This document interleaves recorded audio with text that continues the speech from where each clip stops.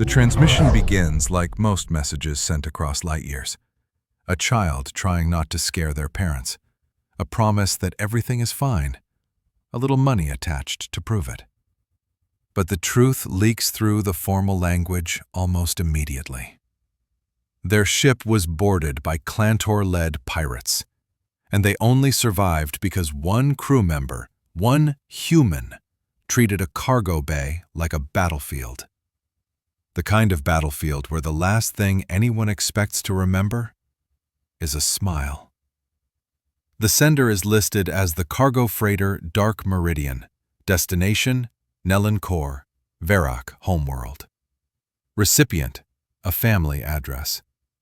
And then, in plain language meant for the people who raised him, your son, Jatha. He starts with reassurance, not an emergency missive, not a ransom, not a farewell, just a story he can't keep inside anymore. Jatha explains the Clantor the way you explain a predator to children, carefully and with the parts that matter. A species that rose by enslaving another intelligent species, using them as labor, inventors, and sometimes food.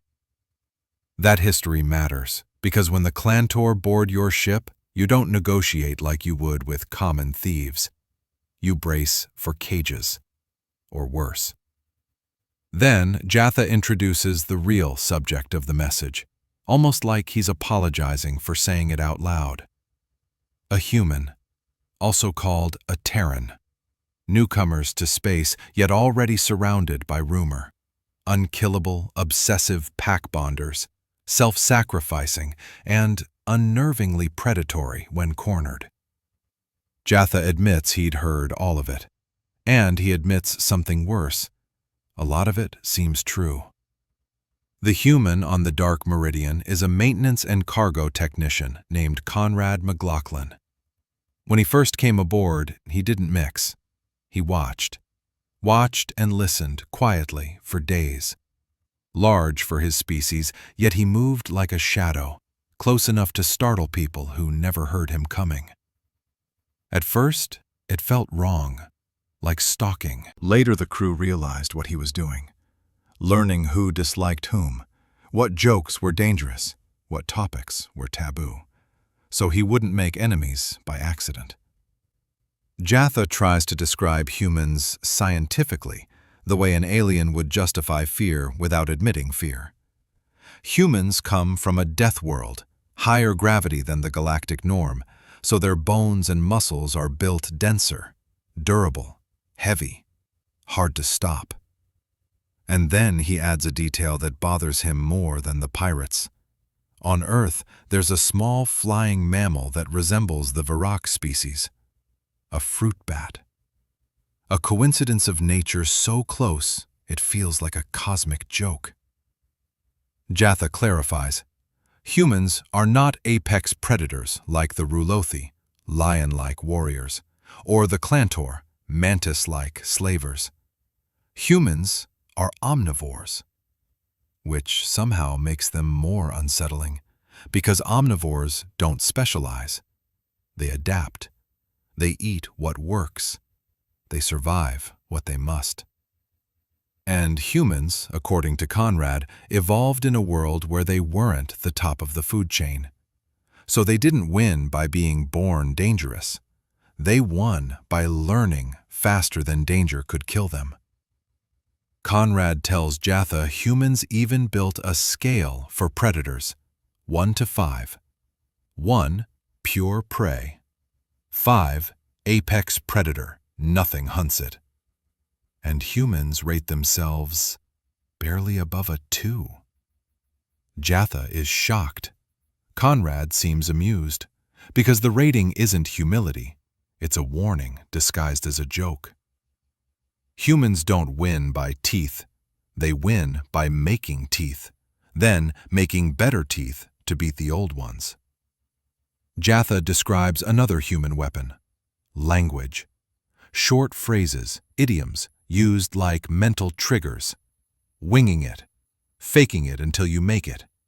and one phrase that becomes important later, a spacer rhyme about the Clantor. Killed in battle or held as chattel. Jatha can't translate it cleanly into galactic trade, but he understands why humans do it. Rhymes survive panic. A catchy line becomes a strategy you can remember when fear wipes your mind clean. Humans build technology the way they build plans. Flexible, replaceable, modular. Not perfect masterpieces meant to last forever, but working tools designed to be swapped, upgraded, repurposed. Connectors match across machines. Parts fit across models. If something breaks, you don't mourn it. You replace it and keep moving. Jatha doesn't call it genius. He calls it a worldview. A species that assumes the future will be chaotic and prepares accordingly. Then, Jatha reaches the human concept he struggles to define. Passion. Not assigned duty, not aptitude tests. A personal obsession. Something a human chooses and loves so strongly it shapes their life. Jatha comes from a society that sorts youth early and directs them into roles. Humans don't. They wander through skills until something ignites, then chase it with relentless enthusiasm. Jatha suspects this is why humans innovate so aggressively, because their best work is often done for love, not obligation. Jatha asked Conrad if he was passionate about cargo work.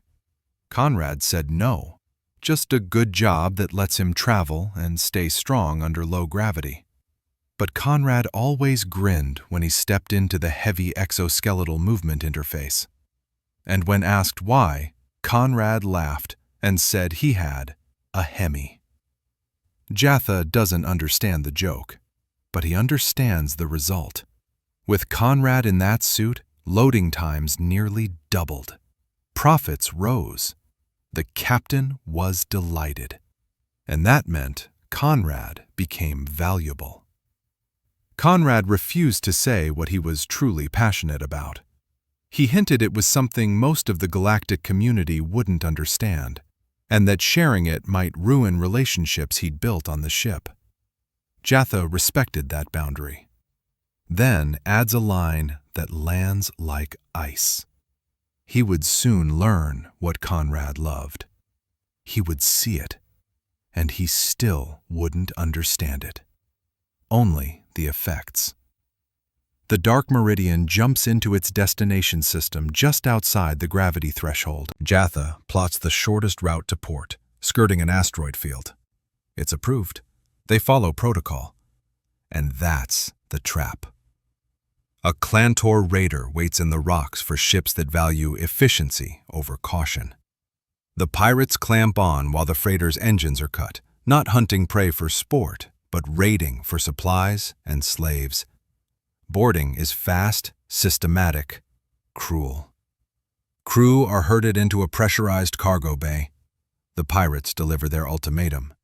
Fight and win, walk free.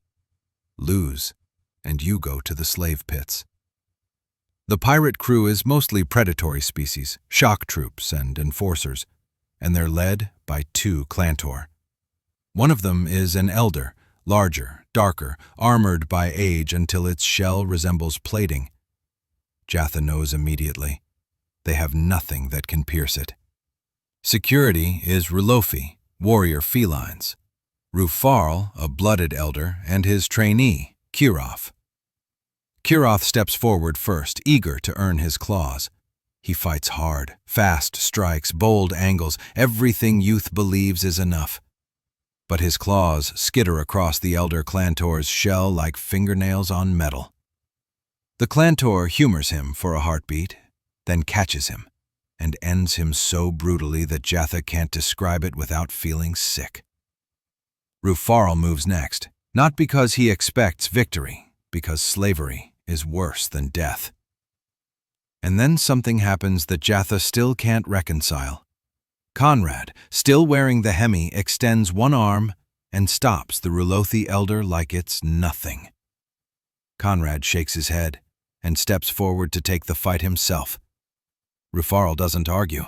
Later, he claims he recognized the look in Conrad's eyes and knew it wasn't Rufarl's turn yet. Conrad walks into the open. The Hemi clanks with each step. The loading claws stay retracted, and instead of drawing a weapon, Conrad pulls out what looks like a packing tape dispenser. Jatha's thoughts spiral. Has the human snapped? Is this fear? Is this some death ritual? Jatha even explains space tape to his family, vacuum-rated adhesive, a prized human export. A tool for sealing crates, a tool for simple jobs. A tool that should not belong in the hands of someone about to fight an elder Clantor. They engage at the same time. Kiroth fought head-on and died. Conrad does the opposite. He ducks, steps, pivots, using the Hemi's weight and balance systems to stay off the Clantor's blade arcs. He circles into the creature's side, its turning slowed by multiple legs. When he blocks with dense metal where the blades can't easily shear the suit's workings. And every time Conrad gets close, he slaps another strip of tape onto the Clantor. One strip, then another, then another. Like he's tagging it. They break apart to reassess. The elder Clantor is covered in strips, abdomen, thorax, limbs, even near the neck seam. The strips don't slow it. Conrad's suit is being cut apart piece by piece. And Conrad looks calm. Not confident, not reckless. Calm.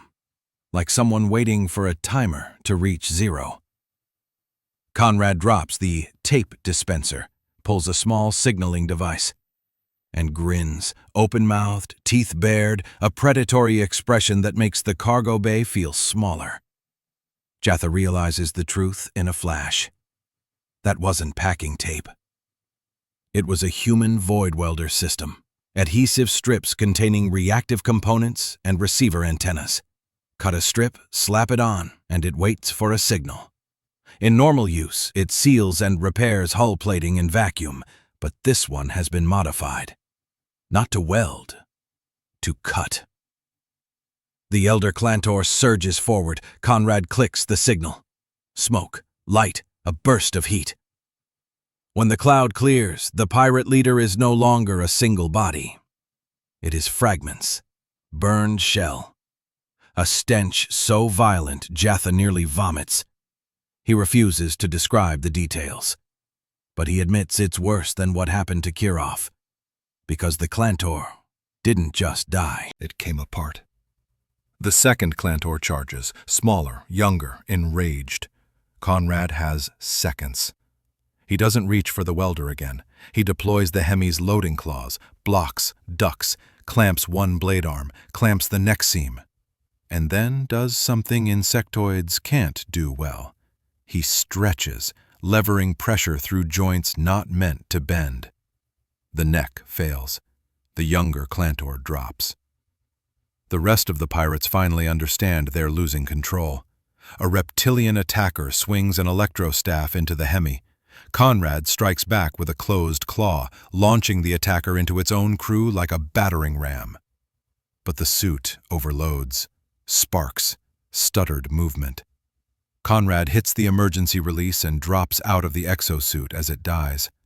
Now he's just a human in work gear, surrounded by predators. And somehow, he looks more dangerous than before. A Burrolan, rodent-like and fast, rushes him first. Conrad grabs a friction tool off the harness and drives it upward under the jaw. The motion is instant, efficient. The attacker drops. Conrad doesn't retrieve the tool.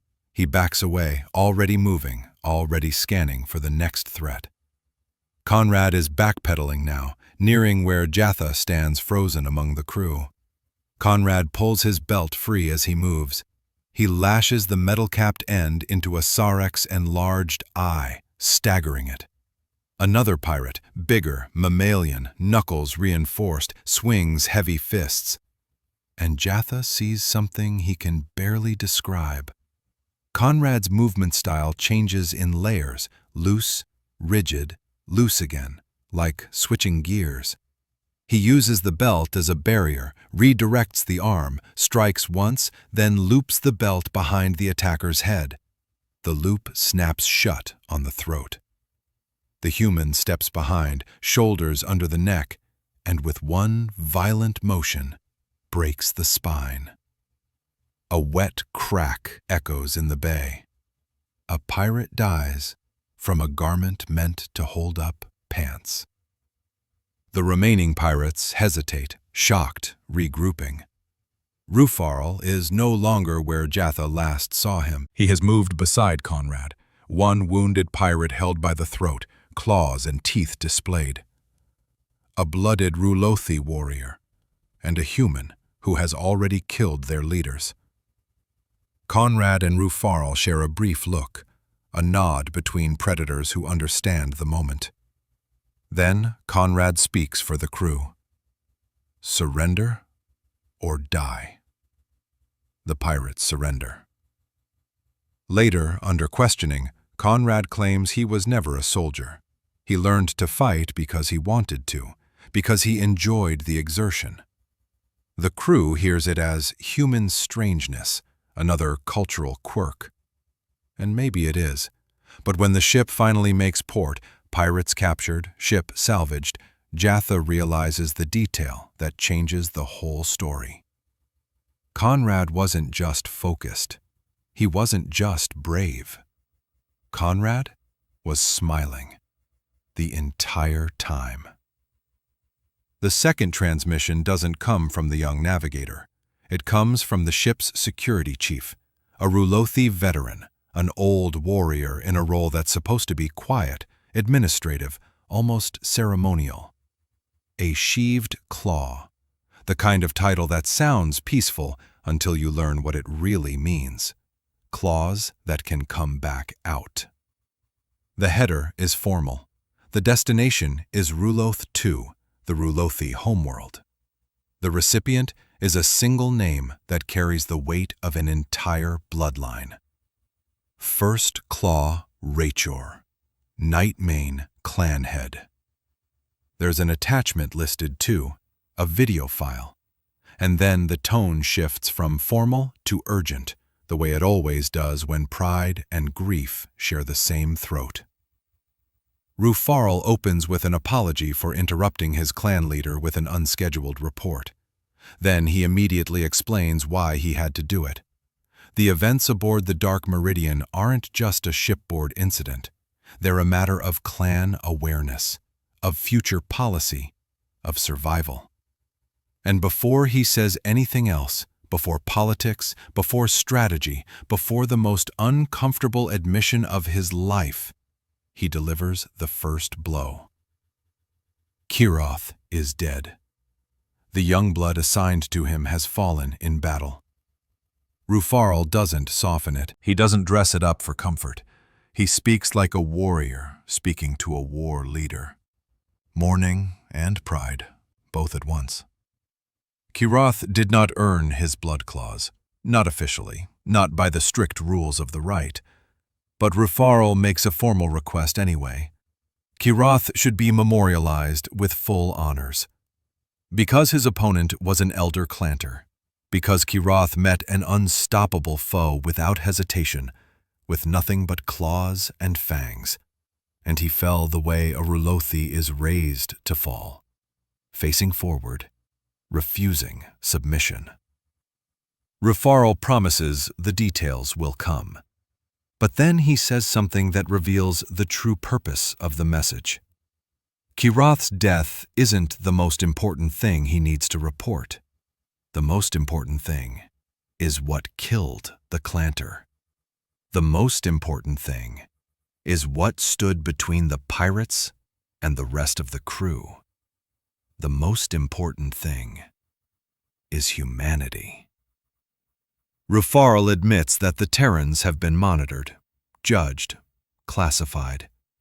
Dull Fangs, not because their military lacked potential, but because their political leadership didn't inspire confidence, because they didn't carry themselves like warriors, because they didn't look like a threat worth respecting.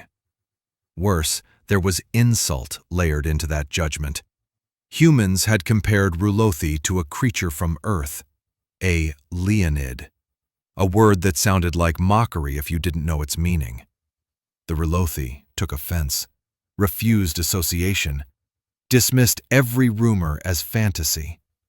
They decided humans were weak because they lacked obvious natural weapons.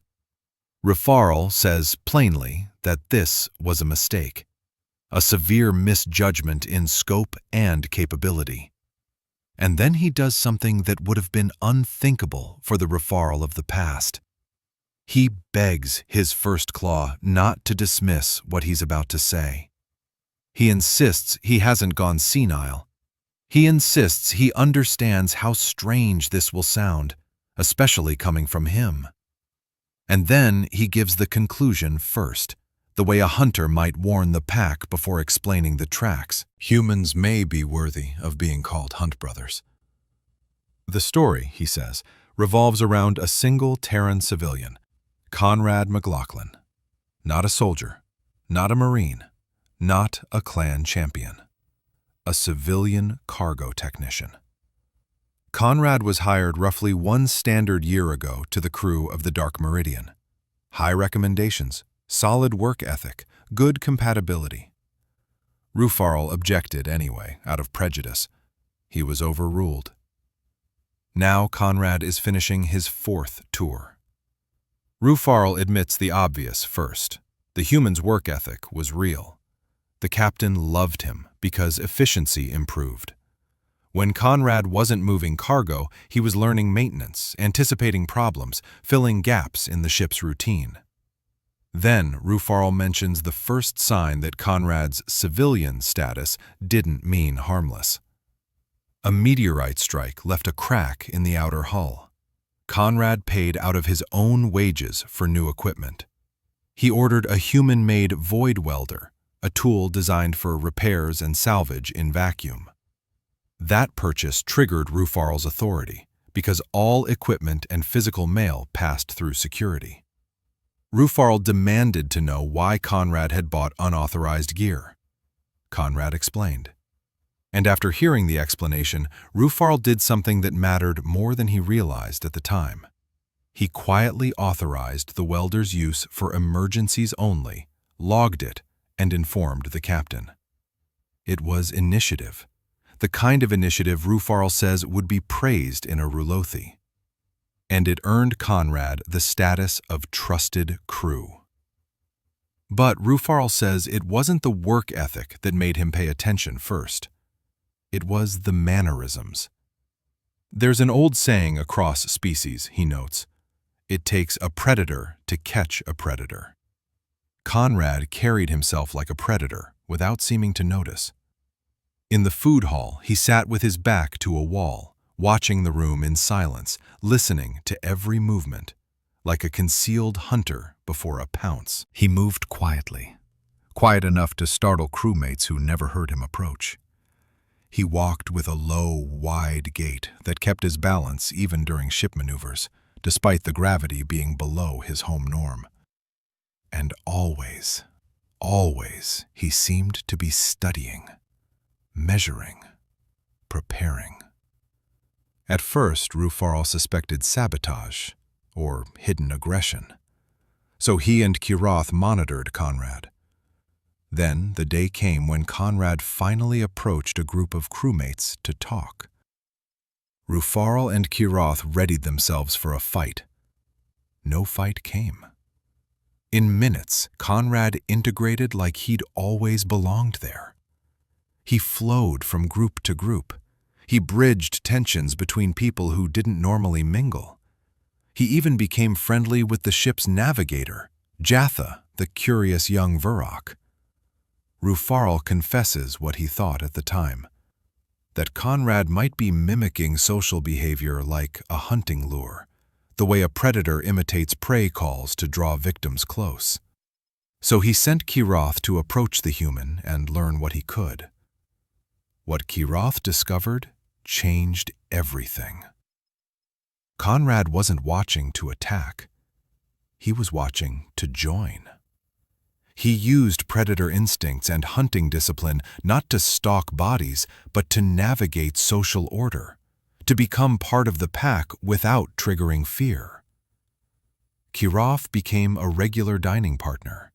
Questions were traded, histories shared. A strange kind of trust formed. Conrad explained his behavior with a simple human concept: learn others, act as they do, and don't make enemies. Rufarl recognizes the implication. If humans naturally conform to the norms they observe, then first contact may have misled the galaxy. Their leaders may have presented one face, political, controlled, unimpressive, while the rest of the species carried something else beneath the surface. Rufarl then pauses for the kind of grief that doesn't ask permission. If Kiroth had survived, Rufarl says, he would have made a fine addition to the clan's vanguard. Because talking with Conrad tempered Kiroth. It redirected his brashness into alert caution. It improved his investigative skill among crew disputes. It taught him how to connect, how to use predatory instincts for protection rather than intimidation. Skills suited for an emissarial protector, perhaps even, one day, for the Black Talons. After that, Rufarl says, he stopped actively watching Conrad. He let Kiroth continue the relationship and trusted his trainee to report any true threat. Nothing more happened. Until the Handelen system. The same system where Kiroth fell. The same system where Rufarl finally saw what Conrad truly was. The ship's captain chose the shortest route to destination, a path that passed an asteroid field full of blind angles and hiding places. Rufarl advised against it. He was overruled. Complacency and convenience over security. A Clantor pirate vessel waited in ambush. Standard policy was followed, engines cut, hoping the pirates wanted active prey to chase rather than a stationary prize to raid. The pirates clamped on anyway. A distress call was sent. Help would not arrive in time. Rufarl and Kiroth prepared to fight at the main docking hatch. But ship policy meant no real weapons beyond stunners. Against Clantor, it meant certain death. They would die with blood on their claws, as Rulothi should. But the pirates didn't enter through the main hatch. They overrode an airlock leading to a cargo bay and boarded from the far end of the ship, capturing crew as they advanced. Rufarl and Kiroth chose then to join the rest of the crew, to make their stand where witnesses would remember them. And when they entered the cargo bay, the crew was already broken into fearful clusters, huddled in small packs for comfort. All except one. Conrad stood apart. Still in his cargo loading suit, the pirates had left him in it because they intended to use him to move loot. Conrad looked apprehensive. He was tinkering with his suit controls. Rufarl admits what he assumed. Nervous fidgeting. He was wrong. When all were gathered, the pirate captain stepped forward, an elder Clantor matron, heavily armored, battle-hardened, a living execution. The pirates gave their ultimatum. Kiroth rose without hesitation. He charged with fangs bared and claws out so fast even the matron had to shift defensively. He struck at joints, smart, precise, desperate. He scored multiple hits, but the shell was too strong. The matron watched him for a moment, then ended it. Kiroth's death was quick, clean, no suffering. Rufarl moved to step forward next, fully expecting the same fate, and then Conrad stopped him. One suited arm extended, firm, unyielding. Rufarl says the surprise was massive, but the eyes were worse. Conrad's eyes burned with anger and determination. Purpose. Conrad shook his head, then stepped forward in Rufarl's place. Rufarl admits it openly. This was not something he believed humans capable of. So he let Conrad go, because he needed to see what came next. Conrad turned to the matron with the focus of a tight beam laser, and he drew the tool Rufarl had once quietly authorized, the Void Welder. Only as the fight began did Rufarl realize what Conrad had truly been doing while everyone else cowered. Conrad had been modifying his loading suit, overriding safety mechanisms that limited force, retooling it for violence. He kept the loading claws stowed while blocking, using dense metal to avoid the matron's blades carving through the suit's vulnerable systems. He maneuvered around her into blind angles, exploiting the fact that her many legs limited turning speed. And in the few seconds Kirath fought, Conrad had studied the matron's movement and prepared. Rufarl watched with the kind of eagerness he hadn't felt since childhood, since the first time he witnessed a master exhibition match. Every opening Conrad found, he struck, not with fists, but with strips from the welder, tagging the matron again and again, switching hands, closing distance, escaping. In under half a minute, the matron was covered in strips, like a yearling wrapped in bandages. The matron disengaged, trying to regain control, to create space. Conrad disengaged too, dropping the spent welder and drawing a signal device. And then Conrad smiled. Not a polite smile, a feral smile of triumph, the expression of a predator that knows the trap is sprung. The matron realized danger and rushed forward. Conrad didn't allow her the distance, he pressed the button. And the matron fell apart. Rufarl describes it in the simplest possible terms because the reality is worse. The Clantor pirate captain became pieces at Conrad's feet. There was no time to celebrate.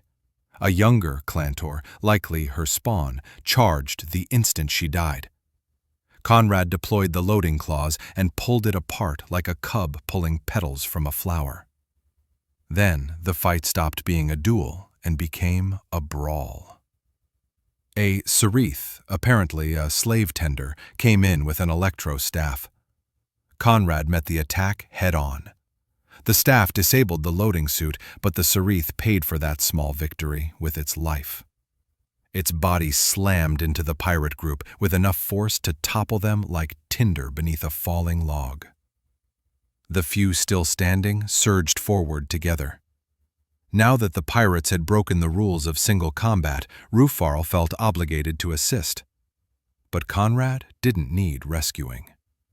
A small Burlon rushed in to tear out Conrad's throat while he was trapped in the disabled suit.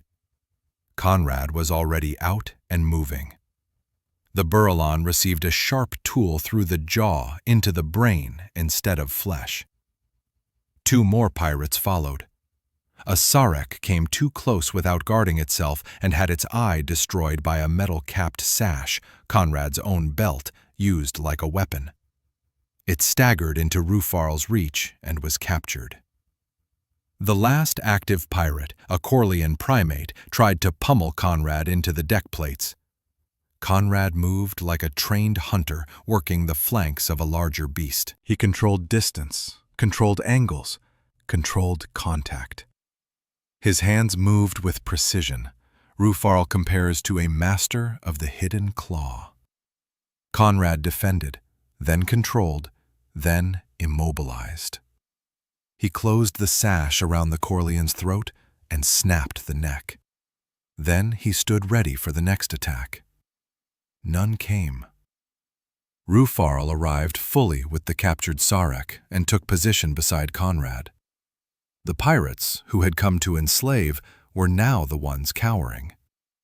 They still outnumbered Conrad, but not with a Rualothi warrior at his side. With their leaders dead, the pirates surrendered. The survivors were disarmed, stuffed into an emptied cargo container, and locked down. Afterward, calming the crew fell to command staff. Rufarl admits his presence wouldn't ease fear. Conrad understood that, too. He didn't try to comfort anyone. He cleaned the bay. He repaired the exosuit. He asked Rufarl about Ruolothi rituals for the dead and offered respect for Kirov. Rufarl promised to handle it. Then, Rufarl adds a detail that changes the story from violence into impossibility. After the matron died, the entire brawl lasted 18 seconds. In that time, Conrad killed 4 of the most aggressive pirates with nothing but tools and objects at hand. And they weren't amateurs. Their reflexes and responses showed combat experience. Rufarl found Conrad's choices impressive and deeply suspect. Conrad claimed no military service, no combat record. Yet everything Conrad did was optimized. Find the blind spot, exploit weakness, neutralize multiple attackers by using one body as a projectile, isolate opponents so he never had to fight more than one at a time. It wasn't luck. It was doctrine. And worse, Rufarl believes Conrad enjoyed the challenge. After the crew returned to stations, Rufarl checked Conrad's records again. They matched the claim, no service history. The captain agreed. Conrad needed a debrief. While preparing, Rufarl reviewed camera footage and discovered something else that mattered even more than the kills. The crew in the cargo bay wasn't harmed during initial boarding because Conrad heard the airlock cycle and made a split-second decision. He directed crew away from the entry point. He placed himself between them and the pirates. Conrad didn't just fight once the ultimatum began. He positioned himself as a shield before the pirates even stepped through. In the debrief, Conrad confirmed the records were accurate. He admitted military and public service are common employment paths on frontier planets, meaning he knew veterans, militia, law enforcement, people with stories. Rufarl concedes that learning from stories requires intuition, but applying those lessons under pressure requires experience. So he pressed harder. Conrad spoke freely about his frontier world, Nueva Rio. He spoke about criminals, humans who take from others. He spoke about weather and animal threats. He spoke about learning to hunt. He spoke about cities with dark corners and how to read crowds, how to limit angles of attack using alleys, vehicles, confined spaces.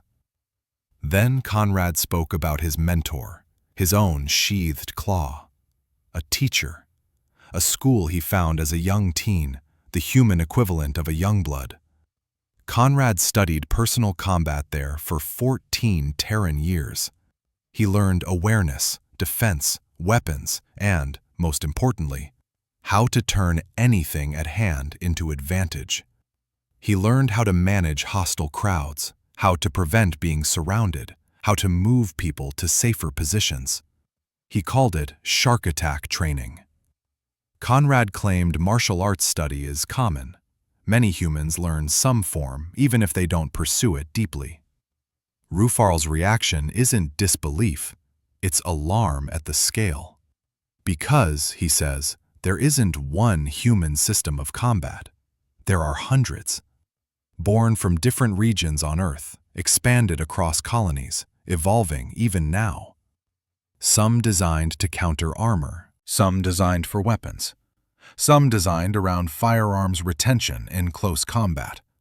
All from a species with no natural weapons worth mentioning. And humans call these systems arts. Martial arts. Rufarl emphasizes the word like it offends him and fascinates him at the same time. To humans, combat isn't merely necessity. It can be beauty, perfection of form, thrill, euphoria of earned victory. Rufarl's conclusion sharpens into warning. Humans are not weak. They are not timid. They are hidden claws. They do not display what they can do until it is needed. Do not see them as dull fangs. Look for the sharp fangs hidden beneath the dull, because those are the ones that bite when you stop paying attention.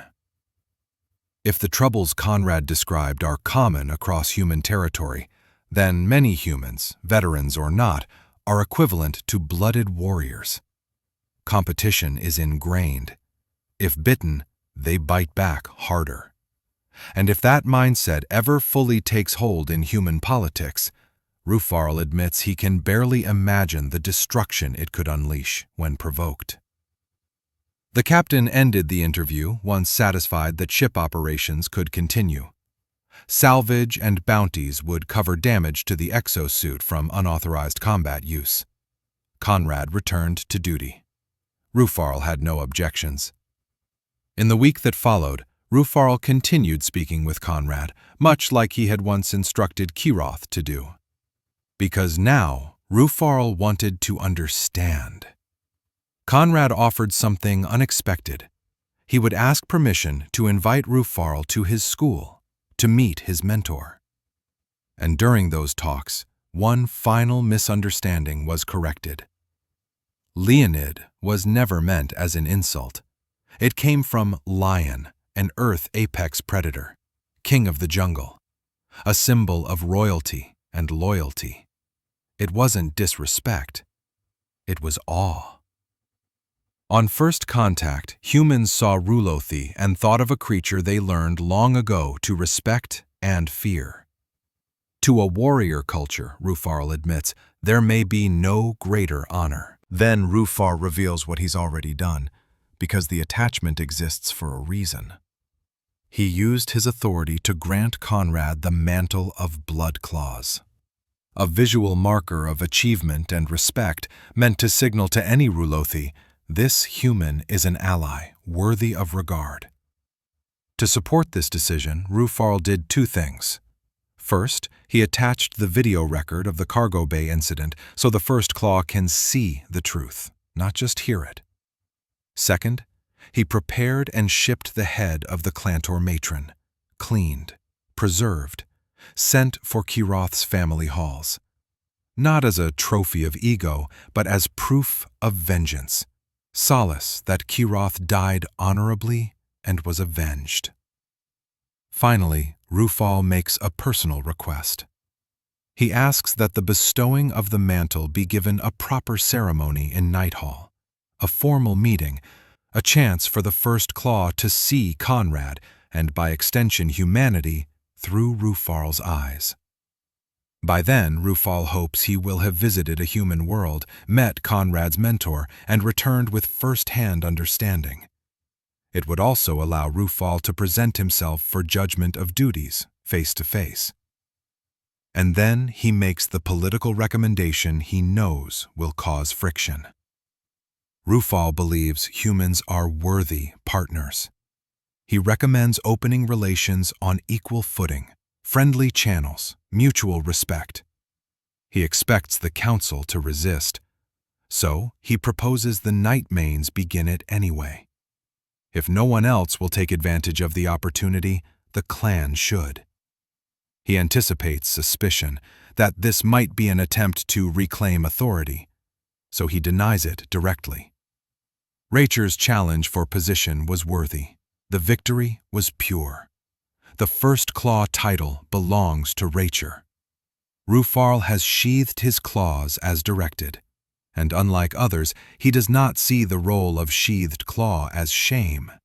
He sees it as importance. Because service doesn't end when a warrior steps back. It just changes shape. He tells Rachel he has watched him grow as a leader long before any challenge was issued. He trusts his judgment. He believes Rachel holds the clan's best interests at heart. And then the closing line lands with quiet force, revealing the final layer beneath all the formality, grief, and strategy. Rufarl calls him what he is beyond title. My son. The second transmission wasn't sent to family. It was sent up a chain of blood and tradition. Sheathed Claw Rufarl, security chief of the cargo freighter Dark Meridian, recorded an unscheduled report to the Night Main clan head on Ruloth II. His opening carried two weights at once, mourning and pride. The young blood assigned to him, Kiroth, was dead. Rufarl did not dress it in softer words. Kiroth had met an elder Clantor in open challenge with nothing but fang and claw. He had not lived long enough to earn his blood claws, but Rufarl formally requested full honors anyway, because Kiroth had done what their kind demanded. He had faced an unstoppable foe without hesitation, and he had fallen as a warrior should. And then Rufarl pivoted to the part of the story that had poisoned his certainty. Humans. The Terran race had been watched, catalogued, judged.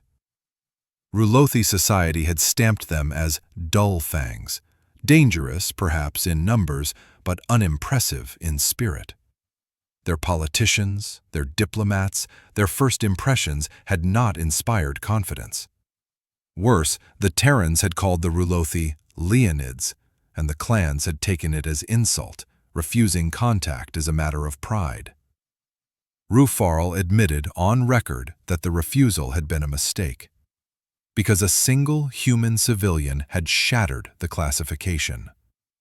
Conrad McLaughlin had come aboard the Dark Meridian about a standard year earlier as a maintenance and cargo technician. His references were strong. Rufarl had opposed the hire out of prejudice. He had been overruled. Conrad had since completed multiple tours, and by any practical measure he had become indispensable. Efficient, reliable, and quietly proactive. When a meteorite strike cracked the outer hull, Conrad had spent his own pay on equipment the ship should have already carried. A Terran void welder designed for repair and salvage in vacuum. Rufarl had challenged him for purchasing unauthorized gear, then, after hearing the explanation, had authorized it for emergencies, logged it properly, and informed the captain. Initiative like that was a trait Rulothi praised in their own. But it wasn't work ethic that set Rufarl's instincts on edge. It was Conrad's behavior. The human ate with his back to the wall and his eyes on the room. He moved with an unnerving quiet.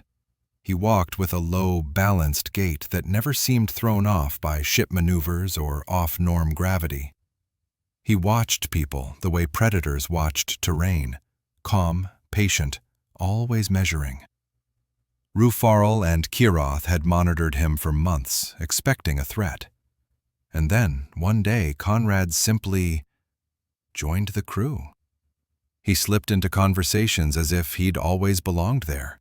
He moved between social clusters, sometimes bridging tensions between groups that rarely mixed. Kiroth, sent to probe him, returned with an unexpected conclusion. Conrad had been watching not to hunt the pack, but to learn it, to avoid offending, to become part of it. A predator's instincts applied to friendship instead of violence. Rufarl filed it away and let the watch lapse. Until Handlin. The Dark Meridian took the short route past an asteroid field, dense with blind spots and hiding places. Rufarl had advised against it and been overruled. The ship cut engines under the standard policy meant to discourage pursuit. The ambusher wasn't hunting, it was raiding. A Clantor pirate vessel clamped on and boarded. A distress call went out. Help would not arrive in time. Rufarl and Kiroth prepared to die at the main hatch until the pirates bypassed it, overriding an airlock into a cargo bay. Crew were herded and penned in the bay like freight. Rufarl and Kiroth chose to make their stand there, so that their deaths would be witnessed and remembered. When they entered, most of the crew were already cowering in tight clusters, heads down, bodies small. The exception was Conrad. The pirates had left him inside his cargo loading suit. They intended to use him as muscle to move stolen goods. Conrad stood apart from the frightened groups with a tense, focused look, and his hands on the suit's control nodes. Rufarl assumed it was nervous fidgeting. He was wrong. The pirate captain stepped forward, an elder Clantor matron, her carapace dark, hard, battle-seasoned. The ultimatum came, as it always did. Kiroth launched himself at her before the last word settled. He fought like a storm, fast strikes, all aimed at joints, everything a young warrior could do against armor that should have been unbreakable. The matron studied him for a heartbeat, then ended it. The death was quick, clean, brutal. Rufarl moved to step forward, knowing his own end was waiting. A suited human arm stopped him.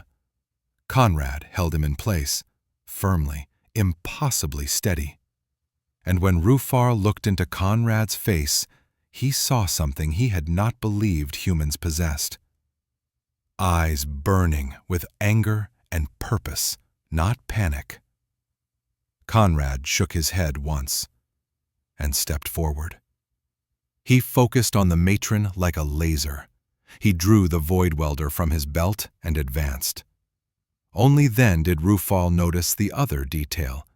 The loading suit moved differently, faster, smoother. Conrad had not been fidgeting.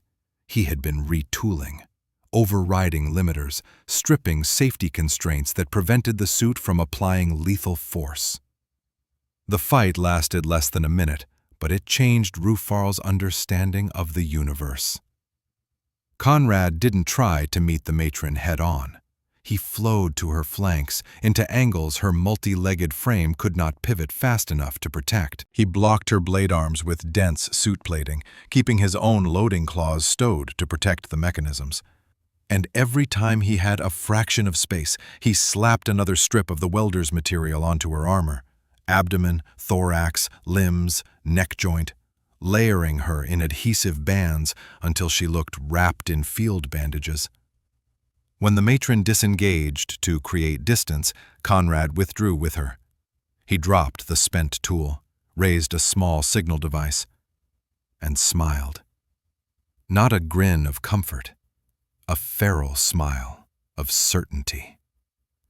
The matron lunged to close the gap. Conrad triggered the signal. The matron fell apart at his feet. The death wasn't elegant. It was catastrophic. An instant of heat, smoke, and fragmentation that left no doubt what those strips had truly been. Not tape, but controlled violence disguised as a tool. Her younger counterpart, Spawn, by its reaction, charged in rage. Conrad deployed the loading claws and pulled it apart with mechanical strength and ruthless timing. And then the pirates broke the honor of single combat. A reptilian slave tender struck in with an electrostaff and disabled the loading suit. Conrad answered by hammering it into the pirate mass, sending bodies tumbling like debris in a gravity well. The survivors surged together. Rufarl felt his own obligations snap taut. He moved. A quick Borellan darted for Conrad's throat while Conrad was shedding the dead suit. Conrad was already free. A sharp tool drove up through jaw into brain. One more pirate closed and caught a belt end to the eye, reeling into Rufarl's reach. He seized it and held it. The last attacker, a primate bruiser, tried to crush Conrad by brute force. What Conrad did next read like old war written by hands that had practiced for years. He defended, redirected, looped the belt like a corded weapon, closed it with precision, and ended the fight by breaking the attacker's neck with a controlled snap.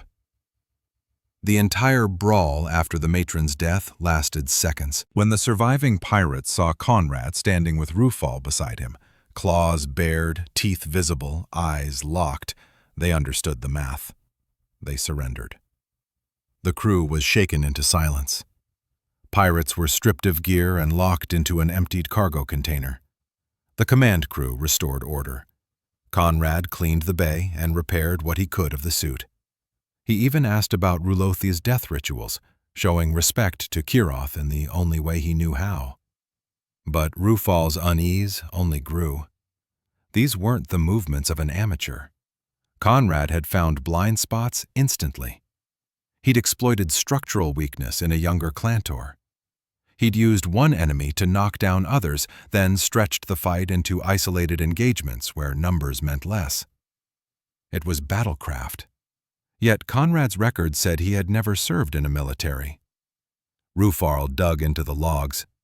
The records held. So he pushed harder in debrief. Conrad spoke openly about Nueva Rio, a frontier world, harsh weather, sudden animal attacks, and human criminals living by taking from others. He talked about learning to hunt, learning to read crowds, learning to shape space, alleys, vehicles, narrow corridors, so attackers couldn't swarm him. And then he spoke about his mentor, a school, a dojo. 14 Terran years of training in personal combat, not one system. Hundreds exist on Earth and beyond, evolving constantly. Styles designed to defeat armor, styles built around weapons, styles meant for close-range weapon retention. Martial arts. Arts in their language. Humans, Rufal realized, didn't always wear their weapons on their bodies. They wore them in habits, in training, in culture, in the quiet discipline they kept hidden until the moment it was needed. Hidden claws. That was the phrase Rufal left hanging in the air for his clan head. And then one more revelation. Leonid wasn't an insult. It was respect. A lion, an apex predator from Earth, symbol of royalty and loyalty, feared and admired. On first contact, the Rulothi had reminded humans of the creature they respected most. In hindsight, Rufal called it a greater honor than they had understood. To reflect that understanding, Rufal took an action that would ripple beyond a single ship. He granted Conrad the mantle of blood claws, a visible marker so any Rulothi who saw the human would know him as ally and warrior worthy. Rufal attached the cargo bay footage to prove every claim. And he shipped something heavier than proof. The cleaned, prepared head of the Clantor matron, intended as a hall trophy to bring Kiroth's family some measure of solace, an avenger's answer to a young warrior's death. Finally, Rufal asked for a ceremony in Night Hall, a formal bestowing of the mantle, a chance for the clan head to meet Conrad, and for Rufal to present himself for judgment of duties. Because Rufal had come to believe something he once would have mocked. Humans were not weak. They were not dull. They were partners waiting to be recognized, if the clan had the courage to start where the wider council would not. And Rufal ended the report with something no outsider would ever mistake for politics. He addressed the clan head by title and by blood, and reminded his son that he would lead well. The third transmission came from Conrad himself, sent not to a government, not to a clan, but to a single person who had shaped his life long before space ever did. Master Tanya Silva Carvalho, his mentor. Conrad began with weather, as humans do. Winter, the health of the school, the ache of time since his last message. Then he thanked her again for the reference that had gotten him assigned to the Dark Meridian. At the time, it had seemed like a simple letter of recommendation. Now he realized it had carried more weight than either of them could have guessed. Being the only human on a mixed-species ship had been nerve-wracking in a way he hadn't expected. Conrad admitted that, straight. He had kept his head down at first, listening more than speaking, learning the rhythms of alien social behavior so he wouldn't scare anyone or get himself kicked off on the first run. In the end, he didn't need to worry as much. Most of the crew were working-class types, galactic blue-collar workers with polite manners and tight routines.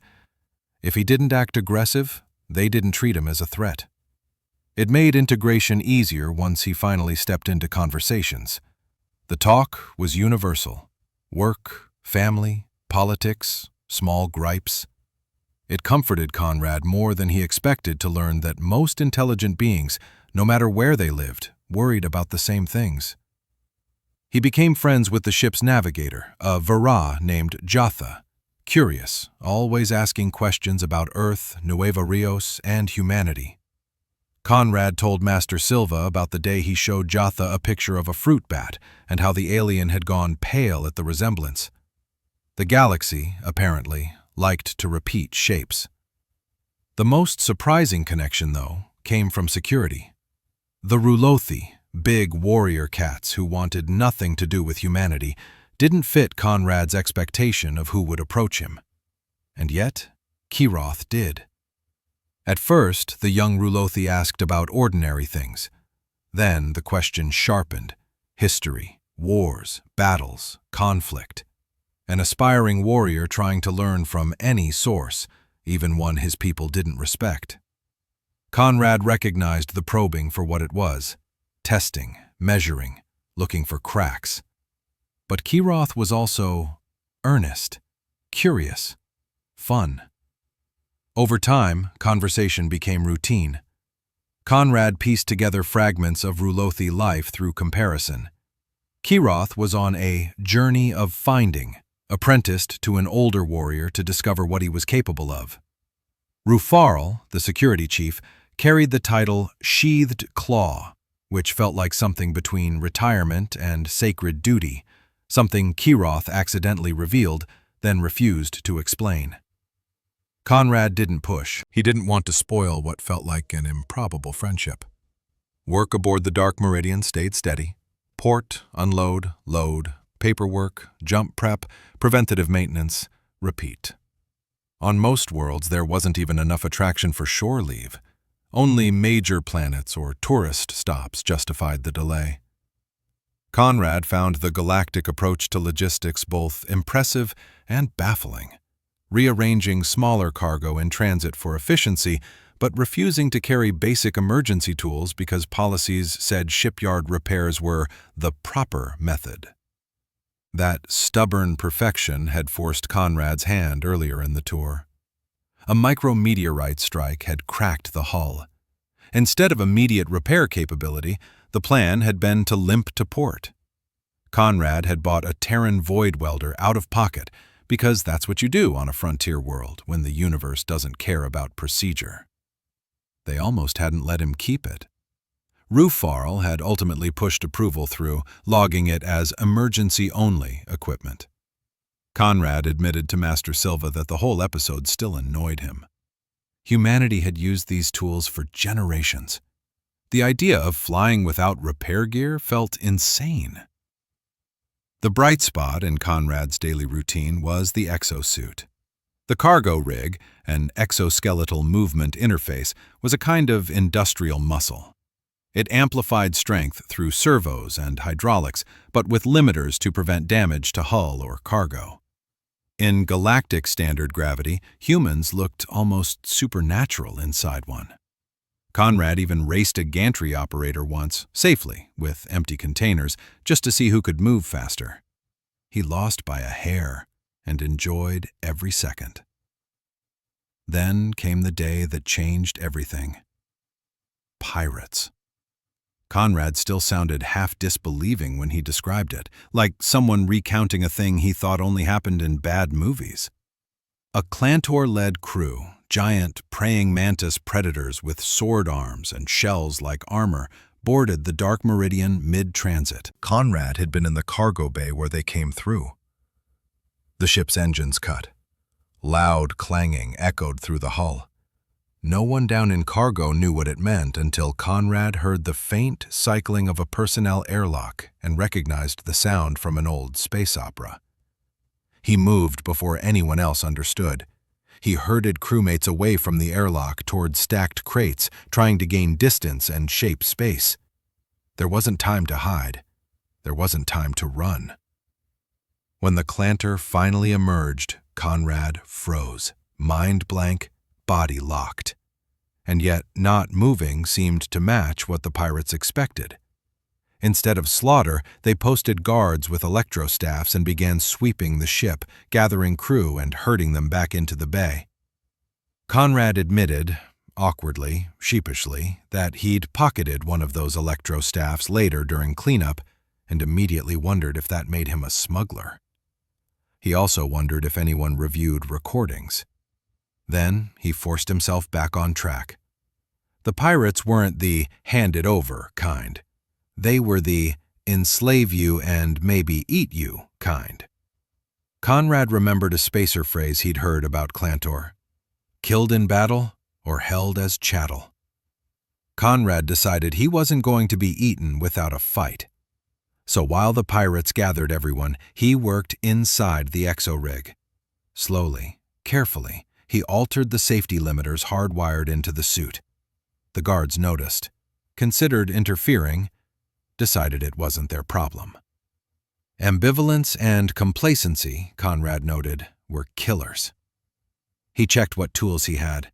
Galcom didn't stock emergency maintenance gear, but he carried a few Terran hand tools as the designated human, partly because human shipping crates came through their routes and the captain liked having a human on paper when bargaining for those markets. Conrad had a moment of bitter clarity. He realized he might be a diversity hire. Then he remembered the welder, sealed, strapped to the back of the rig, and his mind finally found a plan that could work. When security and command crew were herded in last, Conrad watched them closely. He was surprised the Rulothi hadn't died at the hatch. Rufarl would later explain the logic: if death was certain, choose a death that would be remembered. Then the Clantor matron delivered her ultimatum. Kiroth attacked before the moment could settle. Conrad described it as fast and fearless. Kiroth fought like an animal that refused to accept the universe's verdict. But the matron's armor was too hard, her blades too sharp. Kiroth died in pieces. Conrad's greatest regret, he told Master Silva, wasn't that he killed to save the crew. It was that he couldn't save Kiroth. And in that instant, Conrad said, everything in him turned into rage, white-hot, seething, focused. He didn't surrender to it. He used it like fuel. He felt Rufarl prepare to step forward and stopped him. Then Conrad went in. Not as a soldier, as a student. He remembered the lessons Master Silva had forced on him when he was young, learning animal movement, watching documentaries of the 5 animals, respecting what real predators did to survive.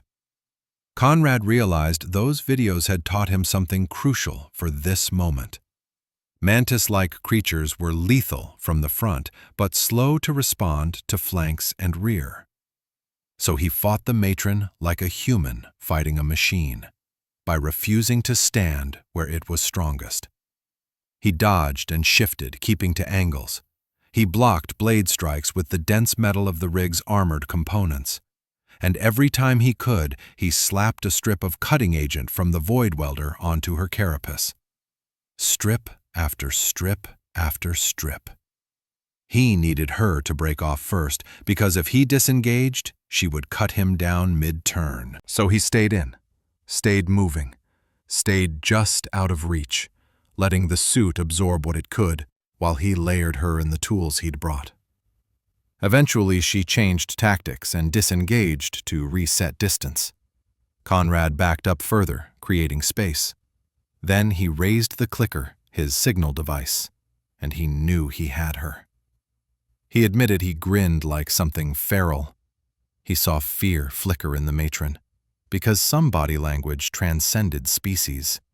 She sensed certainty, sensed an outcome she didn't understand, and it terrified her. She lunged anyway. Conrad triggered the signal. The matron didn't fall like an animal. She came apart like a structure. Heat, smoke, the reek of burned chitin and chemical agents. Conrad nearly gagged. He thought, afterward, that he might have overdone it with the strips. He didn't have time to recover. A second Clantor, smaller, younger, charged from the side. Conrad deployed the rig's hydraulic loading claws, locked onto blade arm and head, and pulled. The insectoid frame couldn't flex like an endoskeleton. The hydraulics didn't care about panic. It tore apart faster than Conrad expected. And then the world accelerated. Once the main targets were dead, Conrad felt the adrenaline dump hit. Time slowed. His senses sharpened. His mind snapped into a cold, hyper-clear inventory of everything he had, everything he'd trained, everything he could use. A pirate struck him with an electrostaff as Conrad slammed back with the rig's claws, launching the attacker into the others like a thrown weight. But the shock disabled the suit. The rig became dead mass. Conrad hit the emergency release and dropped free. A Burrelon rushed him head-on. Conrad drove a screwdriver up under its jaw. It didn't get back up. The tool stuck. He abandoned it. More attackers closed. He had one thing left at hand, the belt at his waist. The belt became a weapon. He snapped the metal-capped end into one attacker's eye to buy space. Another heavier brute came in, trying to batter him down. Conrad used techniques Master Silva had explicitly taught him not to use unless the world was on fire. The world was on fire. He ended the threat quickly. Then Rufarl arrived beside him with the captured, wounded pirate in his grip, claws and teeth bared, a living warning. The remaining pirates weighed their options and chose survival. Conrad, still riding adrenaline, threw their own ultimatum back at them. He later admitted to Master Silva that he felt like a complete badass in that moment. Afterward, the euphoria hit, relief like standing on a mountaintop in a thunderstorm.